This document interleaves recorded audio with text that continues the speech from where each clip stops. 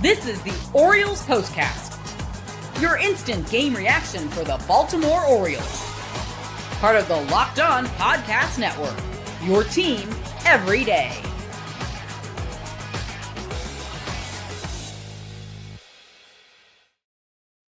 That's more like it.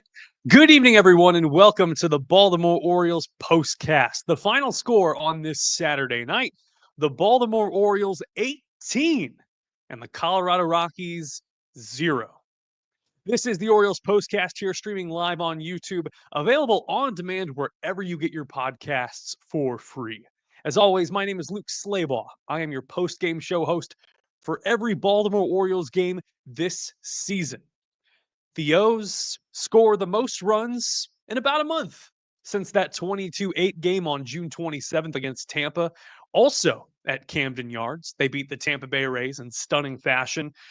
Tonight, they go 11 for 19 with runners in scoring position.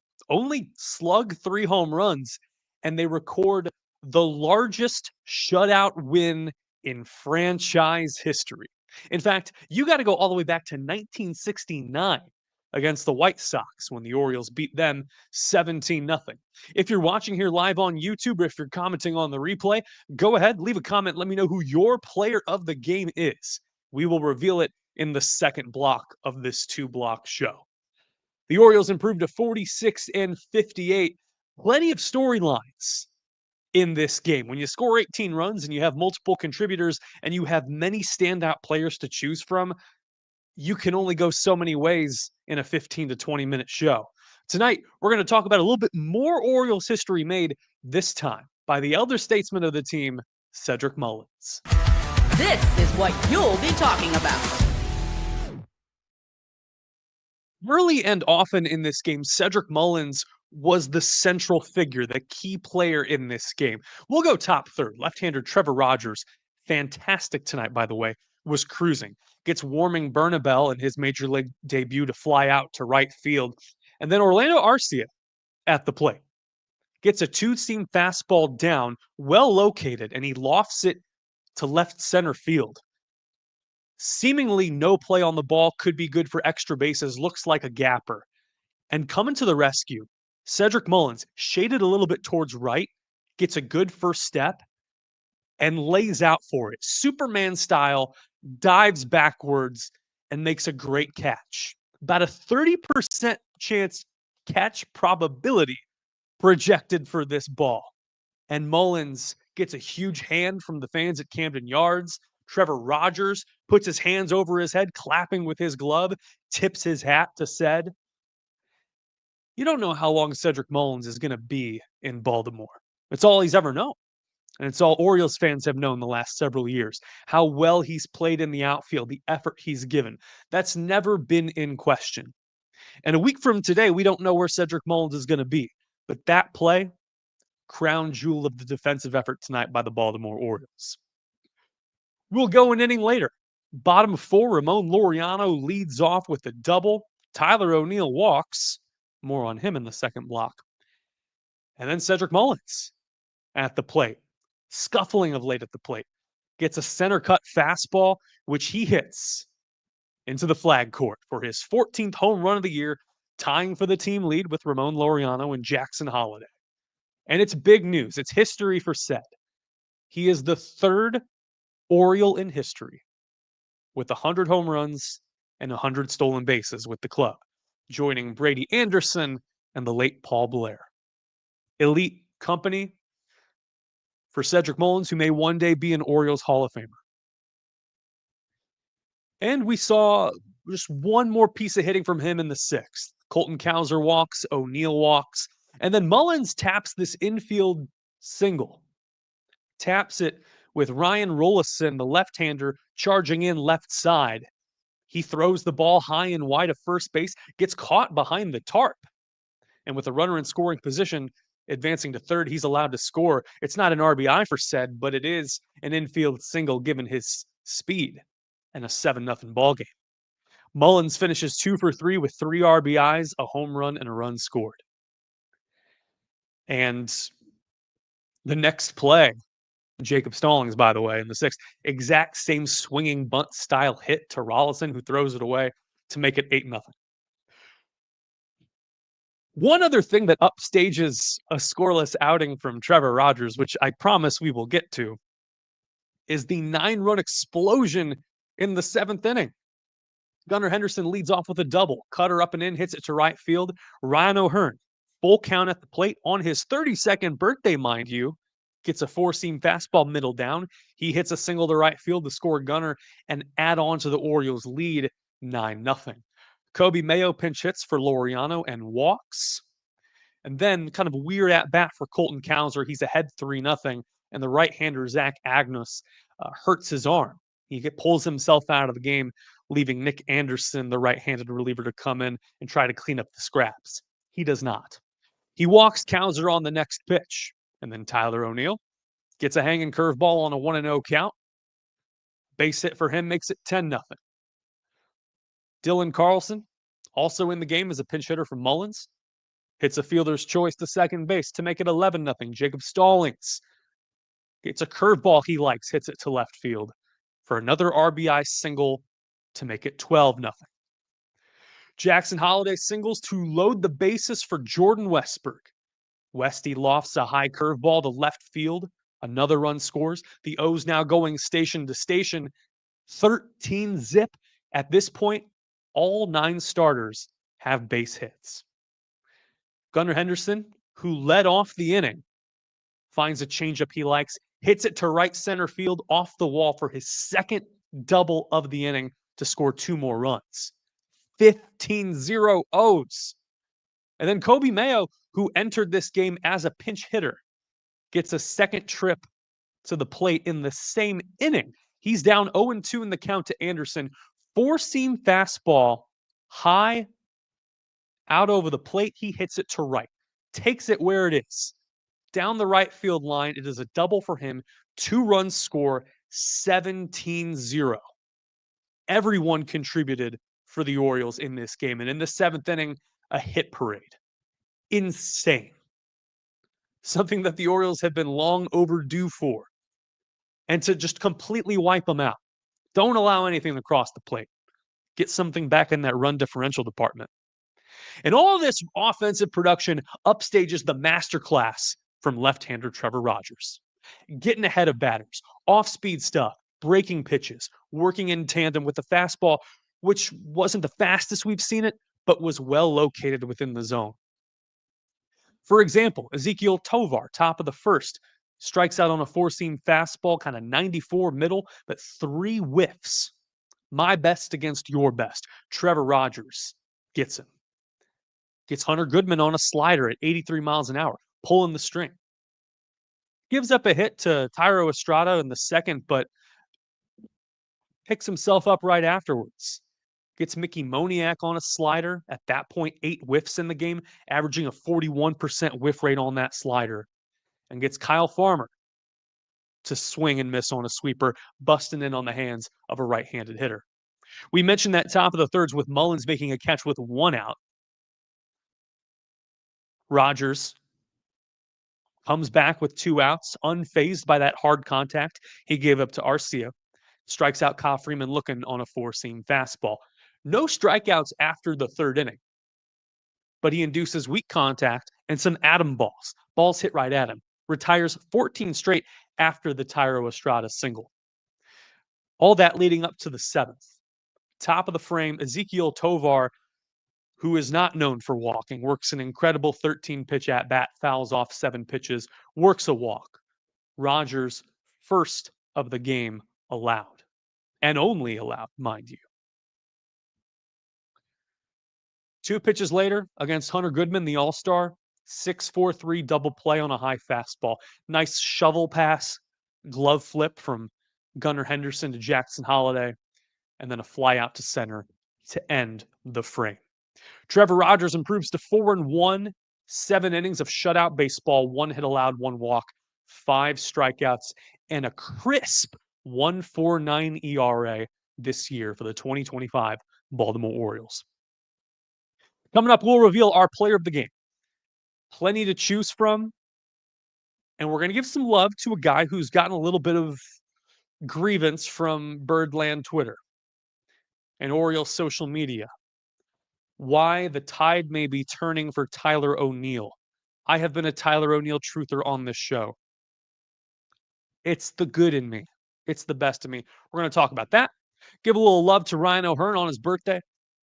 We'll look ahead to tomorrow as well. And that's all coming up on the Baltimore Orioles Postcast. Stick with us. One of those games you got to go to, right? 18-0 shutout, biggest shutout win in franchise history. And with Gametime, that is possible. Easy to grab last-minute tickets without stress. With the money you save on tickets, you can splurge on the crab dip hot dog. That's how we roll at the Yard.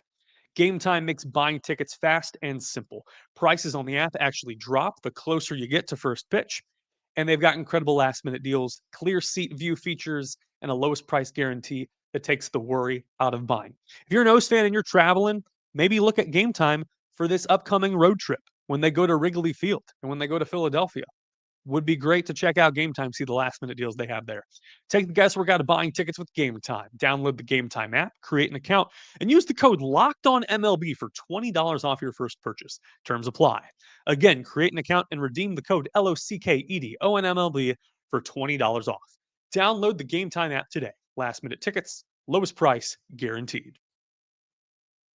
Show's also brought to you by Gameday Hue. We have mentioned the hats. And excuse me while I pivot and bring out more props for this show. Had a heavy dinner. These are the hats that we use on Gameday Hue. Thank you to Gameday Hue for sponsoring the show.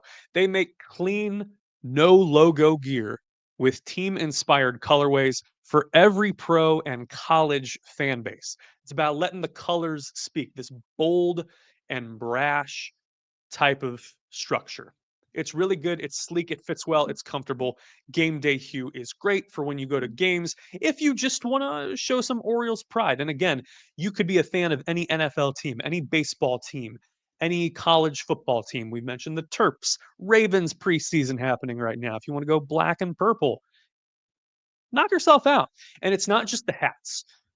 Check out the split shade golf glove here. It's good for the course and the perfect gift for the fan who has everything. If you've got a grandpa or a child or a relative who's a big golf enthusiast, or maybe an Orioles enthusiast who also likes to golf, this is the type of glove you'd want, an everyman type of gift. I know Connor gave one to his brother, and they love it. They absolutely love it. Right now, you can get 15% off with code MLB15 at GamedayHue.com. That's GamedayHue.com. The code even stacks on bundle deals, so now is the time to get in on that action. Let your colors talk, because colors speak louder than words. That's GamedayHue.com, code MLB15.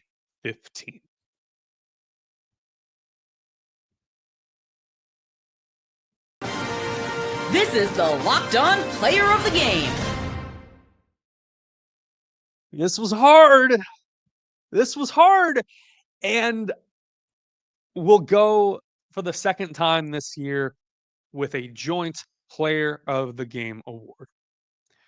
Because of the history that is going on here, Cedric Mullins gets one of the nods. We don't know how long we have Cedric for in Birdland, and he is the man. Got off to a hot start in April, considerably cooled off since then.